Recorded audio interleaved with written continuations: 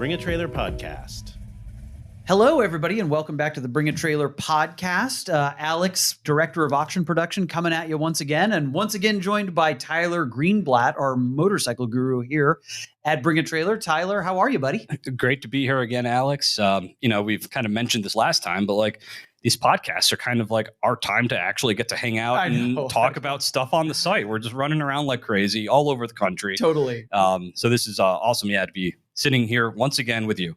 Pleasure. And I think last time we went long and I said we could easily do this again. And so here we are, take two, although you did the David Lee interview for the podcast, which was a big hit. We got a lot of positive feedback on that. So you're becoming a regular here, dude. David Lee was fantastic. He's someone who I've been working with for like 4 or 5 years now.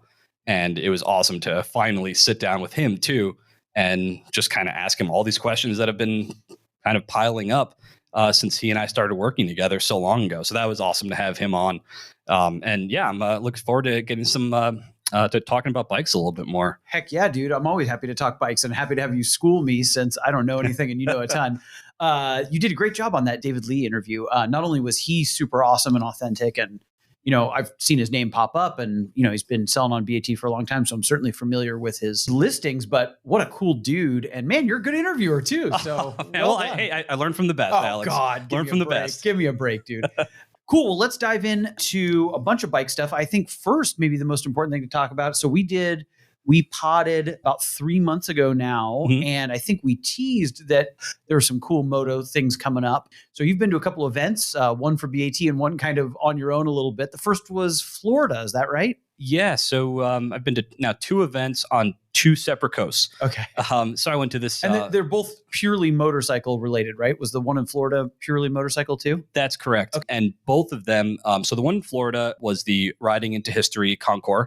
So both that and the Quail, which we'll also talk about, both are some of the only motorcycle-specific Concours level events. So these are judged events. I mean, they're a blast. You know, we're not talking like, some of your typical car concours where it's like, put on your blazer. Is that what you're saying? Yeah, Not put on your blazer and, snobby. get the champagne ready. This is more like, you're wearing Carhartts and it's a bike that you restored personally over the course of 5-6 years. And now you're finally seeing how it stacks up with others. It's a lot of fun. And that was kind of the name of the game with Riding into History. It was their 24th time running the event. Wow. And it would have been the 25th. And I know you were just at Indianapolis, and there's a similar story here where Riding into History did not run an event during one of the COVID years. Oh, interesting. Okay. So they're actually now on. The annual event is now matched up to the year. Oh, yeah. Okay, so well, that's good. It's 2024. It's a lot more it was their 24th the event. Indy 500. Yeah, exactly. So then next year will be their 25th event. And this is one that I've known about for a long time. I've always heard amazing things about not only the bikes, but the people. It's just been, it's a really fun event. It takes place in St. Augustine, Florida. Which is where? Tell me where that is in Florida. Is that North Florida. Coast? It's coast. Okay. It's right near Amelia Island. Okay, so it's on the east coast. Yep. Atlantic side. Yeah, exactly. Okay. Atlantic side. And St. Augustine has got just what a wonderful historic town. It's like one of the oldest cities it's certainly the oldest city in Florida. And it just has this like homey kind of vibe. Oh, cool. Where you just want to go and relax. And there's so much history there. And it's a golfing mecca, I'm guessing. And I'm guessing this takes place on a golf course? No. So here's kind of, so you are actually fairly accurate. Up until now, it has taken place at a location called, I think it's Golf World. Okay. Which, yes, would be some massive golf mecca. Yeah. And it's been taking place there every year, and a beautiful setting, of course. This year, Golf World, I think it's being sold, or they closed it down, or moving it, whatever. They couldn't hold the event there this year. So this year was held at a wonderful location, maybe not as picturesque, but certainly a fun place, the St. Augustine Classic Car Museum. Oh, okay. So, and which was perfect because it was hot. We're still talking Florida in March, even North Florida. It was pretty hot. And people were able to go inside, check out some great cars, come back out to the parking lot. There's about 350 motorcycles in attendance. God, just absolute gorgeous stuff. We do have a story about it that I wrote on our site. People should go check that out for sure. with some, I took all sorts of pictures so you can kind of get a vibe for it. This year was focused on Japanese motorcycles, which is kind of what I'm into. Yeah. So it was just a sea of red and chrome Hondas. Alex, there wasn't a CBX there. What? Yeah.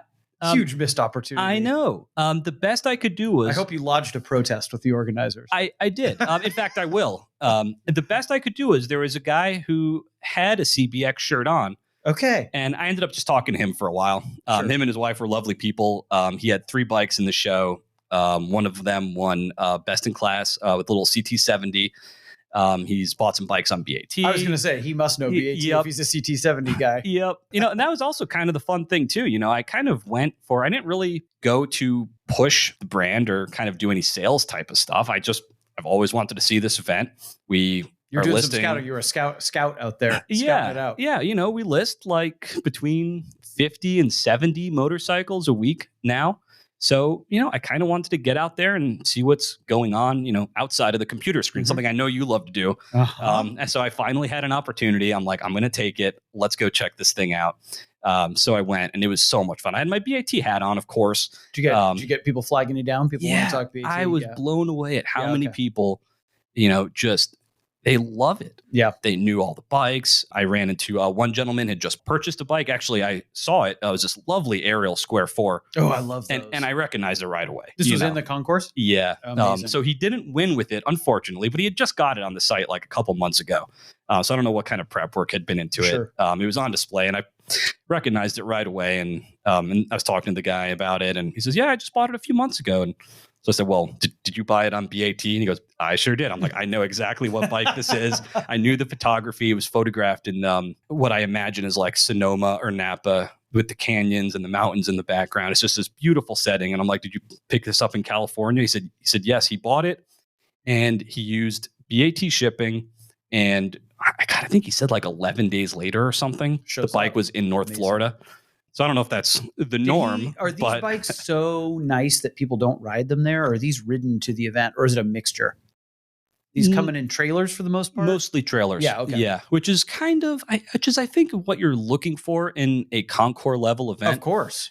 Toothbrush on the engine case and all that stuff. I think you want to see that. If you're going to a Concours event, you kind of want to see, even for motorcycles, you really want to see like the pretty stuff. Sure. The nice thing is bikes don't take up a ton of space. Totally. So most of these folks will bring something else that to have some fun with. Yeah, totally. And chances are it's the same exact thing, just like not quite ready yet.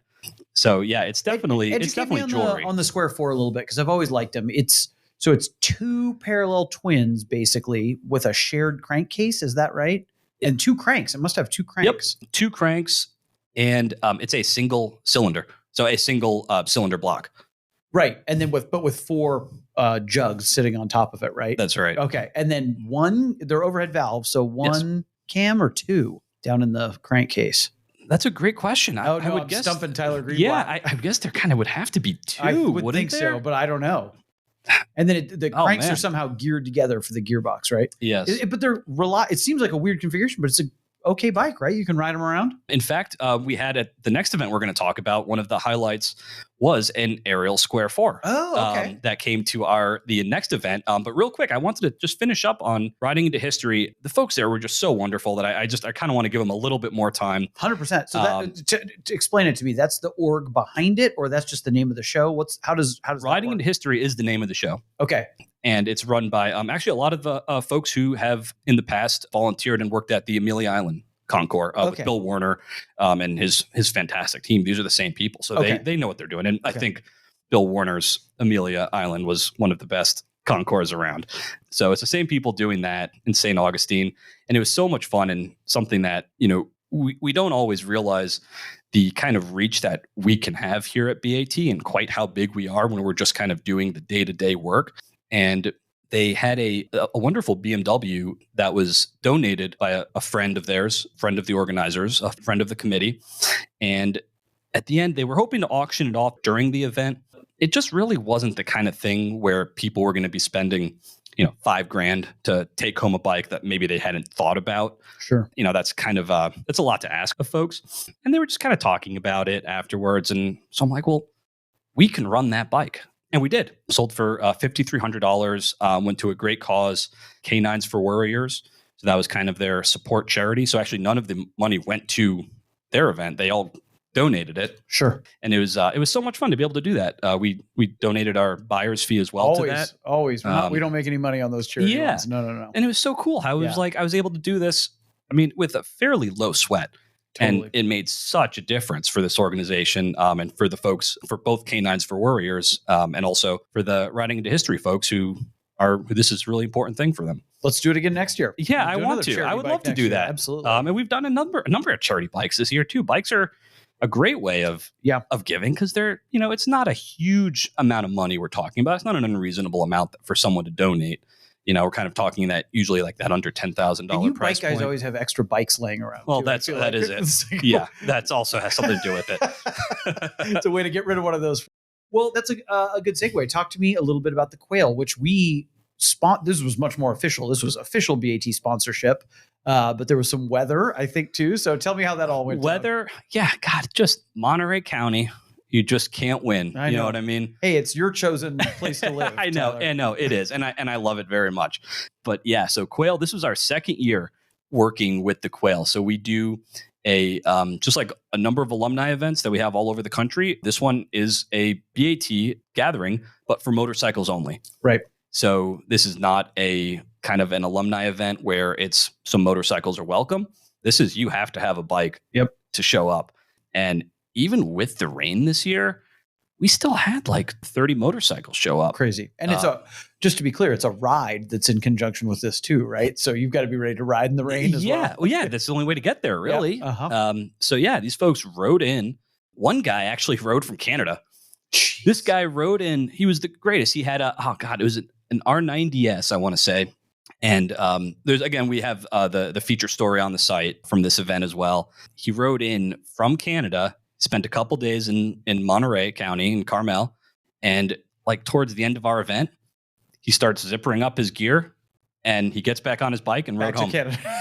And went back to Vancouver. Amazing. Yeah, and he's actually commenting in the story of the event. So this is so cool. If anybody wants to chat with him, you can do so there. And how did the Quail itself go with the rain? They still put it on, and it all goes as per normal? Oh, I was so happy to see that they still put it on. Okay, great. Because it was a bit touch and go. There was maybe a couple hours when the rain, it was coming down sideways. Ugh. It was about as hard of rain as as we've ever seen. Was there any shelter anywhere? Well, yeah, you can go inside. Yeah, A lot of people went inside. But I still love the fact that they still put it on. Yeah. My favorite comment, which many folks were saying, was motorcycles don't melt in the rain. They sure don't. There's nothing about a motorcycle that can't get wet. Yep. So it was awesome seeing that. And like I said, I was so happy to see so many people showed up. I even rode my new bike over there as my first time riding it, pouring rain. I loved it. Well, I want to talk about that, but let's hold that one. Talk to me about some of the highlights of what either was in the show or what showed up for our event. So I would say there was a few highlights. Like I said, there was an Ariel Square Four, and I know you love them, and you'll love this because it's a quirky thing. At one point, one of the petcocks was leaking, and somebody comes over to me and they said, "Yeah, in Tyler, there's gas leaking out of this bike." And, it's someone else's bike. So it's kind of like rule number one of motorcycles. You don't touch someone else's bike. Sure. And so I go over, I'm like, well, this is kind of like my event. I talked to this guy earlier. I know he was displaying a bike on the Concours as well. So I was like, I'd feel comfortable just turning his fuel off. I think anybody would appreciate that. So I look at this thing. I have no freaking clue how to turn the fuel off on this bike. It's got some kind of like amyl carbs. What's on that? It would have been. Yeah, it would have been an amyl, at least one. There's got to be one on each bank of cylinders, right? There may very well be two. We're getting back into Ariel Square Fours. But yeah, it was awesome. And somebody actually, I couldn't figure it out. There's some kind of vacuum fed petcock. And for the life of me, there's just no valve. You have to know how to, it's like a twist. Okay. Rather than your typical on-off reserve. There's some British motorcycle nut around there, though, who could figure that out. There was. Right? Yes, so we're looking around, we're getting rags on it. We know the guy's displaying another bike over at the Concours. And there's a bunch of us standing around. I'm like, if someone doesn't want to touch it, but they know what to do, I'm comfortable doing it for this guy. And somebody who had another British bike, I think he actually had a Triumph parked next to it, was like, oh yeah, I know how to do this. and he took care of it. Oh, thank you. This thing was just leaking fuel. Oh, man. And we knew the guy was busy. Yeah, so that was awesome. But yeah, so just kind of a fun quirk of that bike. I would say the crown jewel of our event. Oh God, there was a couple, Alex. One that I really want to give a shout out to because it was actually live on the site during the event was a BMW R50/5. It was in this beautiful, I want to say it's Nuremberg green, which you never see. Is that a dark or a light? Oh God, isn't it almost sacrilege for those not to be black? Those are always black. Those bikes. So the /5s actually, that's kind of when you started to see some colors, some silvers too, like some grays, right? My personal favorite, they made one in orange. Oh, it's called yes, Curry. Those, yes, those that might be one that you see pretty it's regularly. Kind of like a burnt orange, right? Yeah, yes, that's pretty cool. Totally. They made them in. You see, there's a bright blue. So this is kind of almost like remember when like the iMac computer. In the 2000s. We had one. All you had to do was plug it in, buddy, and you were ready to get on the internet. And all the ads had the different colors. For sure. It was like BMW's realization that like we needed to step away from... Apple's still doing it. I'm holding my yellow iPhone. Yep, that's right. And this was kind of BMW's like, well, people kind of want colors. They don't just want black or white. This is around 70. When does the /5 come out? It would have come out in, I want to say 71. David Lee would have been the guy to ask about this. Yeah, totally. But I want to say 71. They had a little bit of a wheelbase and suspension change in 73 and a half, and it went until about 75. So I believe this one was a 75. And that's when all the other car companies were getting excited about colors too. Yeah. Right? Yeah. Yeah, exactly. I've heard it referred to as 70s safety colors, 240Zs and Porsches came in all these bright colors. So good for BMW. BMW had great car colors in the 70s. Yeah, too. You're right. It's fine. I always love chatting with you and finding all these like car versus motorcycle. We'll have to do another pod of like just fun comparisons of what car 100%. Companies were doing, what motorcycle companies were doing. But this one was restored by Tim Stafford, who is just kind of one of the guys in the BMW world. There's a bunch of really wonderful restorers, many of whom are regular BaT sellers and past Quail winners as well. Oh, interesting. And this year we had Tim's bike on display. It was live on the site. Went for an amazing result. I think he was really happy with it. I know that the buyer was really happy with it because he said so on the auction. I remember watching it come to a close. Fantastic. And I was really happy for Tim's result. He was a wonderful person. We had a lot of fun chatting with him about the bike. And again, just kind of proof where this might be one of the most valuable R50/5s on the planet. Certainly one of the nicest. And it was just getting waterlogged. Yeah. But what do you do? Like, I'm sure Tim cleaned it up before sending it off to its new home. Yeah. But he rode it out of there. The trailer was somewhere, I guess. Fantastic. But there's videos on his Instagram of him riding it around that weekend. So if you're talking about this would not have been part of the Concours, but this is one of those bikes that it was in our gathering, but it could have easily been in the Concours. It could have easily been across the street. How do they organize the classes in the Concours for motorcycle? Is it era? Is it manufacturer? How does that work? Because often with cars, it's like, oh, these are the coach-built cars from the 30s, and these are the competition cars from the 60s. How does that work with motorcycles? Yeah, very much the same. Okay, American comp versus street bike, that kind of thing. Yep. So you'll go into era. Just let's pick an era of 20s. Let's say usually when they're teens eras, they still have the pedals on them. So yeah, some of them do, right? The earlier ones will. So for at least for Harley Davidson, which is kind of what I tend to know the best. And these are some of the most valuable bikes out there, right? These brass era. It's brass era in cars. But World War I. I don't think anybody calls it that for motorcycles. But same. We're talking teens. Yes. Right. Yeah, and which is weird too. Now talking about. And people ride those bikes like crazy. I mean, we've talked in the past about motorcycle cannonball. 110 years old now. Yeah. So, I mean, these are all riding bikes. So, like, that would be one. So, an era would be that.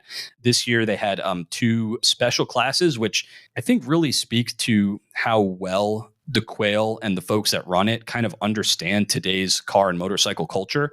One of their honored classes was the Ducati 916, which is bikes. One of just the most beautiful bikes ever made. Yes. We were lucky enough to have a gentleman with a 996 Ducati display it on our, I think he was the only, so 916s, 996s, and 998s are all the same body style, just with upgraded suspension, brakes, engine, of course. And so we were lucky to have a 996 so people could kind of get a feel for it. Mm-hmm. But then in the event itself is when they had all the 916s. And how many, like 10, 20? How many did they have? I want to say there was about 10 of them. Okay. And they were celebrating their 30th anniversary. of the 916. I want to say 1995, right? Just my math is correct. At least that's when we got them in the US. They might have gotten them a little earlier in Europe. And the other bike, which was a lot of fun that they decided to honor, and I think we've got a little bit of a segue here, the 25th anniversary of the Suzuki Hayabusa. Oh, which, I mean, you kind of grew up in that. Yeah. So, I mean, you kind of grew up in that period of the Busa, yes, right? Absolutely. Where like everybody had the stretch swing arm, the 200 width tire. Absolutely. To flex and to look awesome. Then you ride it real slow. You ride it real slow so everyone can look on it. You have to. You'll kill yourself. I know. Yeah. I rode one once. I was going to ask, have you ridden one before? Yeah, but like not. I mean, I wasn't taking it down a drag strip. I was trying to stay alive. The original is the original idea. I actually don't know what the origin of the Hayabusa is. Is it for drag racing or is it for top speed? Because they're good at both, right? Both. Yeah. Yes. Okay. Yeah. Both. There is some 1300. 1300. Yeah. They're always 1300. Okay. And yeah, I don't know much about the top speed aspect of it. Certainly they were the fastest production bike at the time. Right. But drag racing was kind of the idea. And, you know, kind of talking about, you know, win on Sunday, sell on Monday mindset. Which is very tied to the motorcycle world. Yeah. Right? Yeah. Then every kid in the early 2000s who had $11,000 in their pocket or could get financing for an $11,000 purchase could go and buy the fastest bike on the planet. Yep. And they're so distinctive looking. They're so iconic. Yes. So they had a bunch of Hayabusas. Yeah, and a bunch of them were there. And I love that. I feel like it's a little bit of left field, whereas I don't know if a lot of people are considering that bike to be a classic. We sell quite a few of them. We've been selling a lot of GSX-Rs, some Gixxers. I remember. Yeah, the Gixxers. So excited about those too. And people are loving them. I mean, you're going back into the 90s, early 2000s, some kind of styling that really went away. What is the Hayabusa car equivalent? Mid 90s super fast. It's not really the McLaren because they mass produced them, so it's not really the equivalent to the McLaren F1. But whatever would have been a super fast, higher production car from the mid 90s. Yeah, and it would have to be cheap, I think, is kind of maybe like the C5 Corvette, like a world beater performance, but mass produced. I love them. I think they're so cool. Were any of the ones modified or were they all stock? The ones at the Quail? You know, I didn't see them.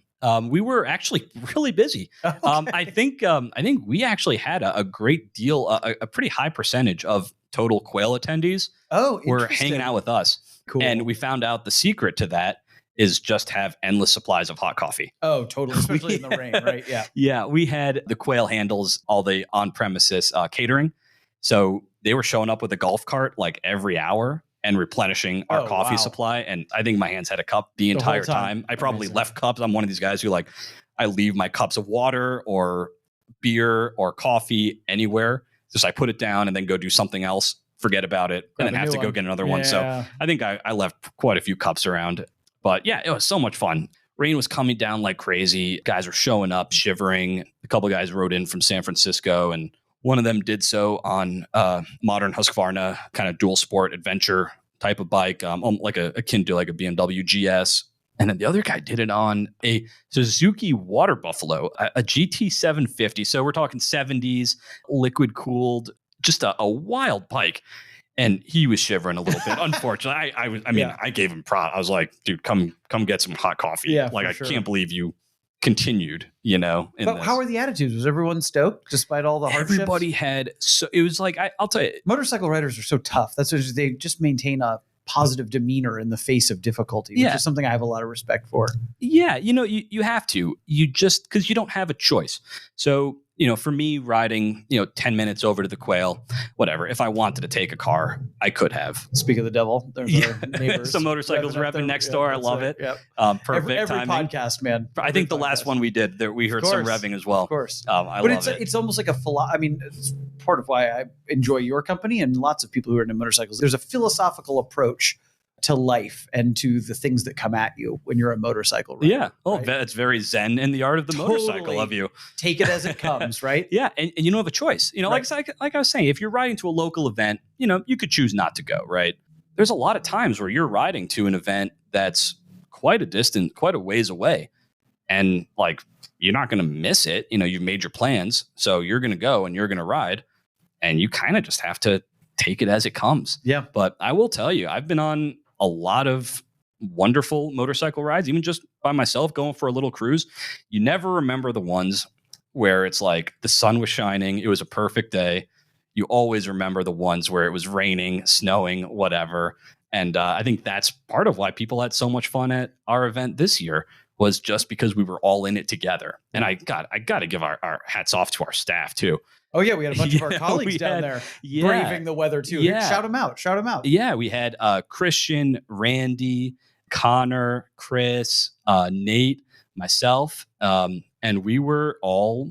It was like wet. We were there with everybody. We were wet. Yeah, we were there. We were there with everybody. It was fun. I think we were certainly having fun. You know, you've been to so many alumni events. I mean, they're a blast. Always and a ball. This one, even with all the weather, was no different. We had still had a blast talking to people. We were just having a great time, and it's infectious. You know, when we're having fun, everyone else is having fun. Absolutely. When everyone else is having fun, we're having fun. So it was just this great roundabout. I mean, we were helping people unload out of trucks. Some people did drive trucks and trailers, and we were helping them. We were getting dirty. We were soaking wet. There's some great pictures of some of our folks. I was told that I went through like 5 outfit changes over the course of this. I think my brothers were looking at this at the story of our Quail event, and like you can see me in a t-shirt, you can see me in a sweatshirt, you can see me in a rain jacket. I had like 2 different hats on at one point. So I don't know. But that's like, as you know, that's Monterey weather. Absolutely. Right. You have to be ready for everything. For sure. I want to talk a little bit about bikes on the site. Before we do that, talk about your new bike. I was very excited to see it. Oh, yeah. So this was a bike. Actually, we talked about this on the last podcast. I was very excited when you sent me this picture. Yeah. I don't know. It was just one of those things where like you say it and it appears, like build it and they will come. It's like we manifested it. We manifested it. Totally. So the bike that I got is it's my all-time dream bike, a 1986 Honda VFR 750. So this was red, at a white, time, and blue, baby. And it's red, white, and blue. It's such a great bike. It was just it was really Honda's, I don't want to say first, but it was the super bike at the time. Sure. It was Honda's real race bike, and it was a race bike for the street. I mean, they didn't change a ton. They made the riding position a little bit more comfortable, put a 2-up seat on it, but it was the bike that was winning at Daytona and all over the world. 750cc or 500cc? 750cc. Okay. But in the race bike and the street bike? Yes. Okay. So this is the bike that would eventually go on to be the RC30, right? Which most people do know. I love anything that has like a weirdness or a story to it. And this was at a time that, and I know you're a big history buff, the tariffs that the U.S. was imposing on Japanese brands at the time, actually due to Harley Davidson largely, they had a 700cc limit. Anything over that got hit with tariffs. So if you wanted a 700cc VFR, you could get that for a very low amount of money compared to any other bike out there, really. And it was a wonderful bike. Is this what leads this restriction? I'm not familiar with this, to all of the revs that people get out of bikes to try to make more power out of less displacement. I mean, there were revvy bikes before that, but is that what drives that? Because by the time we're in the 90s, you were talking about Gixxers and stuff. There's bikes that are doing 15,000 RPM and stuff out of small displacement motors. Yeah, I mean, that's a huge part of it. I don't know if the tariffs specifically, but certainly displacement limits when it comes to racing. And of course, these little engines' ability to actually hit these numbers without exploding. Totally. You know, I mean, thank you. You could probably build a 7-liter V8 to hit 10,000 RPM, but it's probably not going to last very long, right? Right. Yeah, exactly. What did we say in your AJ Baim interview? I loved watching Ford versus Ferrari, and it's like go over 7,000, over 7,000. Yeah, I love that. But on a motorcycle, I'm like, that's like when I hit the power totally. band. You know, it's still out of the revs. Yeah, and I'm like, man, I think I'm starting to make some horsepower by then. But this bike's awesome. So this one, how did it fall into your lap, or did you pursue it? No, it's a great story, and I hope that every car person or motorcycle person is able to kind of buy something in a similar manner than I did. I found it on Craigslist, local Craigslist. It's a higher mileage bike.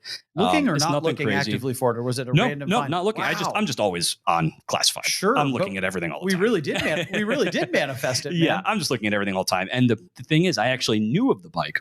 So there's a local guy in Carmel Valley who is he worked for American Honda for their racing program.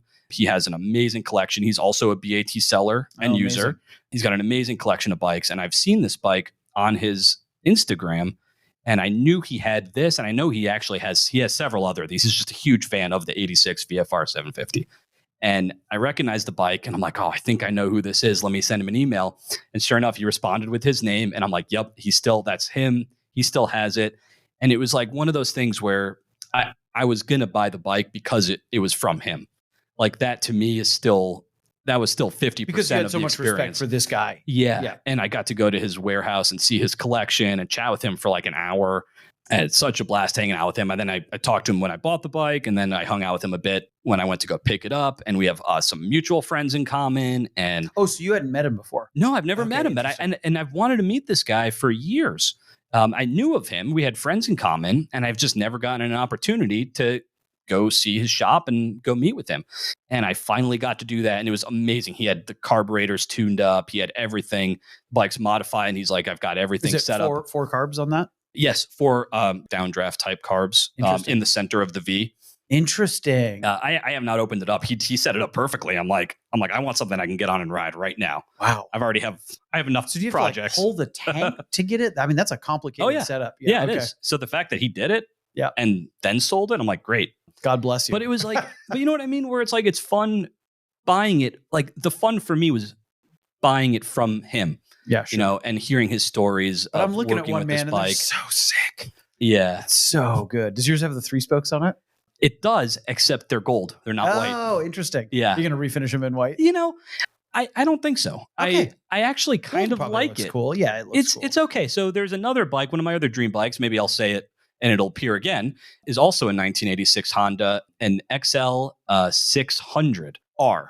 And that bike is the same color scheme, so same year, same red, white, and blue color scheme, but it came with gold wheels, gold fork lowers, and a gold swing arm. And it looks so gorgeous, just all those colors together. And this bike is almost like halfway there. Sure. You're getting a little bit of both worlds. Yeah, exactly. So it was kind of fun. I think if I did anything, I would get another set of wheels and you could put them on back and forth. Yeah, if I wanted to. But I love it. How does it ride? Oh, it's incredible. It's like we're talking about power bands. Like I haven't hit the top end of the power band because I don't feel like going that fast. What is it? 12 grand, something like that? Oh God, I should know this off. Yeah, 12.5. I want to say it's either 12.5 or 11.5. I want to say 12.5 though. Yeah. And I've taken it. I think I took it to like 11, and I'm like, I really don't feel like going 120 miles an hour right now. So like, I'm just gonna go back. You know, for an almost 40-year-old bike, that is pretty wild. Yeah, it is. Well, that's the other thing too. Is like, it's bonkers fast. I mean, like car comparison, like a 930 maybe. Yeah. Like would be something where it's that old. And is it pretty peaky or does it have torque? No, it's just from like 4 grand to 11, just linear power. It's electric vehicle torque. And you're just sitting there like, you know, like you're saying, most bikes do peak at one point. Usually it's at the top end. And then you have to drop down a gear and keep going. With this thing, you could just ride between like 40 miles an hour and $120 in third gear. Amazing. And you're like, I actually don't need to. You could probably start it in third gear if you wanted to, honestly. And like, that's all you need. But it's so much fun. And it's a great bike. I'm really happy to have it. And like I said, it was the experience of meeting the seller was just so much fun for me. And, you know, I imagine we have a lot of power sellers. I mean, talk about David Lee.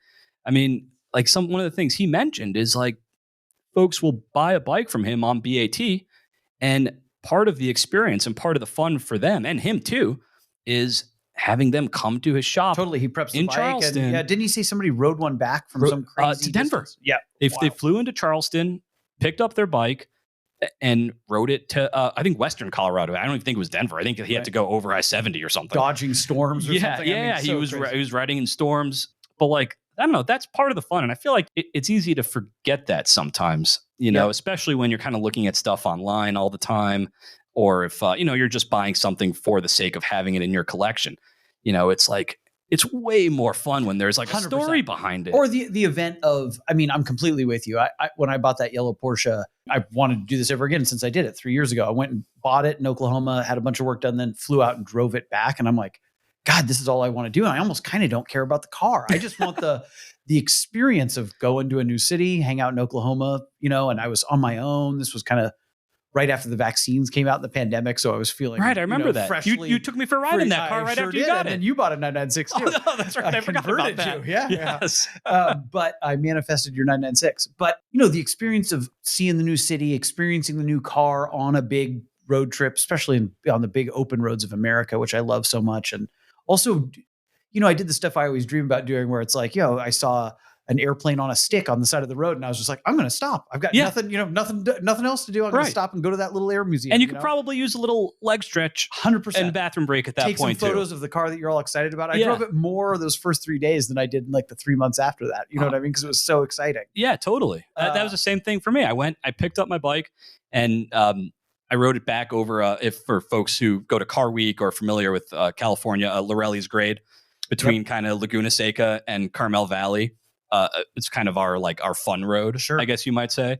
I rode it back home over that, parked it in the garage, and I didn't use it again until our alumni event. So I'm I'm happy. Yeah, I don't of course I wanted to keep using the bike, but I'm I'm good. I got that fill, and I had the experience that I had dreamed of, and it was so much fun. And then I rode it to our Quail event in the rain, and that was my next experience with that bike. And I haven't even ridden it since then. Shoot, dude, I've got to get down to Monterey just to see all these bikes. I haven't even seen your CBX in forever. I said we were going to talk about a bunch of bikes on the site and stuff, and here we are 45 minutes in. Why don't we talk about exciting stuff that's coming up? Because I think that's what we do. And now what we're going to need is a part 3. Okay. So we can get back. I still need you to educate me on Bruffs at some point, but you're off the hook today. Talk to me about any exciting results that we had or anything exciting that's coming up. I shouted Rough Riders earlier, and I want to mention that wasn't completely random. We have to talk about that. We had DMX's Hayabusa. We can just let people know, with a lot of the stuff that we're talking about and is something that you've been doing on the podcast for a while now. We talk about stuff that's on the site. Yep. So, we'll mention it. We're saying this came across our desk. This is super cool. Yep. It's really up to you to go check it out. Totally. We can't describe. But we'll throw a link in the podcast episode when it goes up. And the Rough Riders bike. I mean, how do we even start describing that bike? 0 Mile Hayabusa. It was used. Maybe it wasn't his personal bike, but it was on a cover story. It was on the cover of one of his albums. The story behind the bike, though, is that it was built to celebrate the 1000th issue of Rolling Stone magazine. That's what it was. Yeah. So there's a huge connection. And it's got this cheetah print. You'll have to go look. It's got this cheetah print scheme is paint on it. 90s rapper delicious. It's so that cool. was my era. I believe it was actually owned by DMX. And the listing came with a bunch of a signed microphone, some album art, a bunch of other signed memorabilia from DMX, who, again, talking about our generation and the generation of the Hayabusa. I mean, DMX was the man. Oh my God. I mean, because everyone's going 12 o'clock on dirt bikes in his videos, and it was the Rough Riders. I mean, all I did was listen to hip hop when I was that age in the 90s. I'm 41 now. And so that's all, this is right. Yeah. DMX, that was my first rap album was Flesh of My Flesh, Blood of My Blood. Great album, right? What a record. And so we're talking about, who's the BaT user. Honestly, I had no idea what to expect. I'm like, are our users going to know who DMX is? Are they going to want a stretched and leopard print Hayabusa with 0 miles on it? And they did it. I can't remember what it sold for, but it 35, actually did. I've got it in front of me, 35 grand. Oh my God. And 160 comments and 20,000 views, 900 watchers. I mean, because, Tyler, I'll speak for myself. I'm aging, and other people are too. And so there's a lot of middle-aged bros who remember all this stuff who and have 35 grand and are like, this is the coolest thing I've seen in the last 20 years. Totally. So I love that we were able to have that kind of stuff. We've got all sorts of crazy and wild stuff on the site. Hit me with one or two other ones that recently. We said we got to talk about the MV, right? Yeah, there's one that's really cool that if anybody out there has not followed these auctions, you really need to go check them out and also follow any future ones that I'm sure we'll have more coming up now. We just set has got to be a record. I can't find any records of anything higher for a MV Augusta 750S America. And you and I were talking about this bike earlier. This is a super cool bike. They actually had a similar version. It was a racing spec version in Europe. And MV Augusta just did not want to mess with this amazing design. So it had right side shift. It had no turn signals. It had clip-on handle. I mean, it had stuff that the American market in 1975 didn't need in a 750cc bike. And there weren't even that many in bikes in 75 in the US, right? No, BMW had just come out with that little quarter fairing. Right. There really wasn't When's the 900 SS Ducati? When does that get a fairing? Late 70s, maybe. Well, yes. Yeah. So you do have the 900 SS, and that still had like that half fairing. We actually have a great one coming up that you mentioned. I don't like broadcasting too much. We've got a lot of fun stuff in the works. We'll wait for Alex and Tyler number 3 when some of these bikes are live. How about that? But I did see something with a green frame and a silver paint job across my desk recently. So we'll see. But the 750S America. So a gentleman named Chris Garville, who was the importer for MV Agusta at the time, he went to Italy along with kind of the top racer. And what were they bringing in? Like single cylinder, small bike? It was all single cylinder, like 125s, which we have plenty of those. MV, we have plenty of 60s and 70s MVs on the site as well. And they went to Italy to convince MV Agusta management that they could sell the 750S in America with some changes. So a little bit more comfortable riding position, a left side shifter like we were all used to over here, and a few other updates. And they turned out this amazing bike. It's gorgeous. It rides beautifully. I'm looking at it right now. I strongly encourage anyone listening we'll put a link up for this list. Yeah. What a beautiful bike. It doesn't look that comfortable, Tyler. In 1975, I mean, if you wanted to both be comfortable and go fast, this is how to do it. Yep. Would this have been just about the fastest bike you could buy in 75?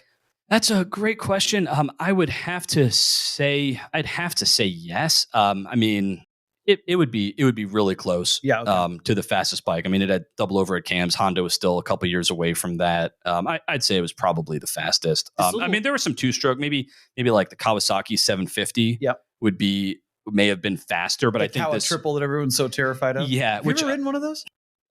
No. Okay. No. You mean the Widowmaker? No, I have not spent time. Slide off the back and it pins the throttle, right? Yep, that's the Widowmaker. We have a quad, a four-wheeler powered by one of those on the site right now. As we're speaking. I will say they are a great looking bike, and that motor is really good. Yeah, it's a great motor. The expansion chamber exhaust, these huge exhaust pipes coming out the back. But the cool thing is, real quick, on this MV Agusta on the 750S America. So Chris Garville, who was the guy who brought these in, who made this bike happen, he comments on all these. Dude, he's kidding. There. He jumps in and comments on all these, and he's not afraid to say his name. Was a relatively young guy when he was the importer of these 50 years ago?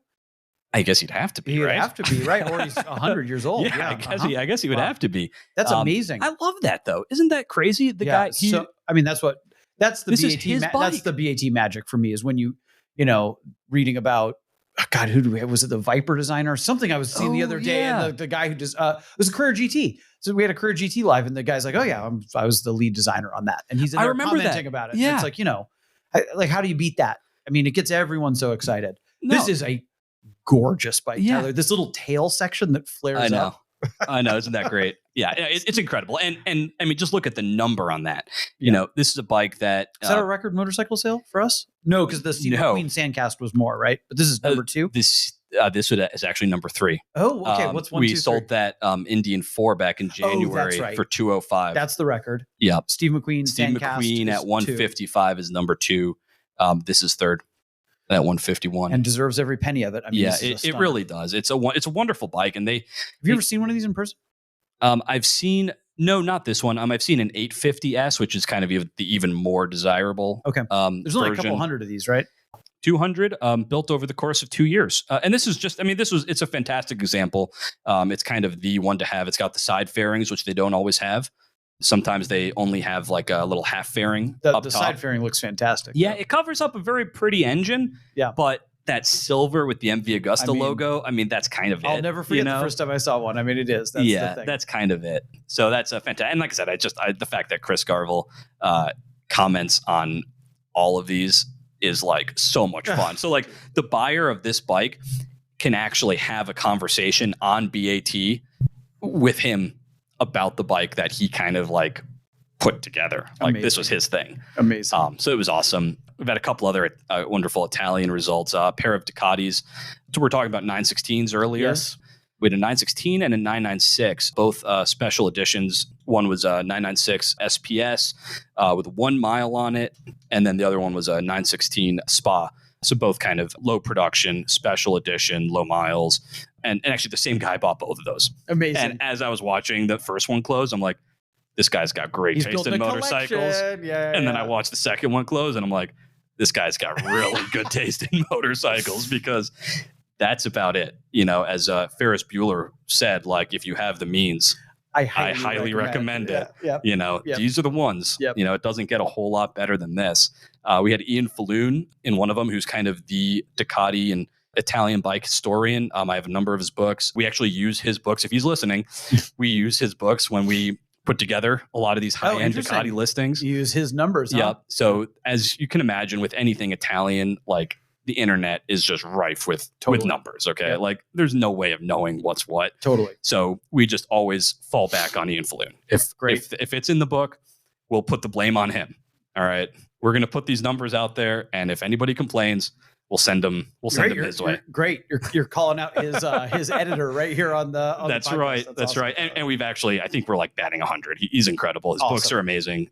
And so he was actually the seller of one of them. It was a really weird spec on the bike. I think it had like an 18-digit VIN number on it. Whoa. And they're thinking, again, I know you and I have joked about like Italian factories, you know, back in the old days. With a cig dangling out of his mouth, hand hammer. Yeah. Totally. So what I imagine was like going on in like Ferrari and Lamborghini and Alfa factories in the 70s is like kind of like what was going on in Ducati factories in the 90s, maybe.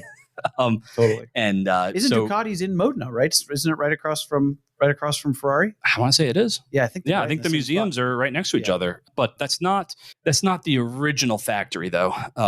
The original factory was in Varese, and those, which is interesting. We're talking about 916s again. The early Ducati 916s were produced in, and I'm probably butchering the name of this, Varese. And that's where they were initially made. So those are actually tend to be worth a little bit more. And they say it in the VIN. Interesting. So whenever somebody has an early production, they always say you have to say where it was built. And we do, because people want to know that. Care. Yeah, they care about that stuff. So we always do that.